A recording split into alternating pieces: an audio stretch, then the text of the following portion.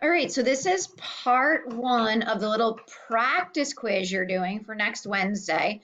I'm going to read 5 numbers out loud in Spanish, and you are going to record those in spots 1, 2, 3, 4, 5. So you might wish to get a little piece of scrap paper out so you can write down all 5.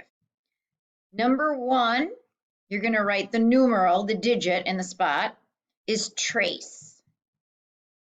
Number 1, trace. Number 2, DAC6. Number 2 is DAC6. Number 3, 24.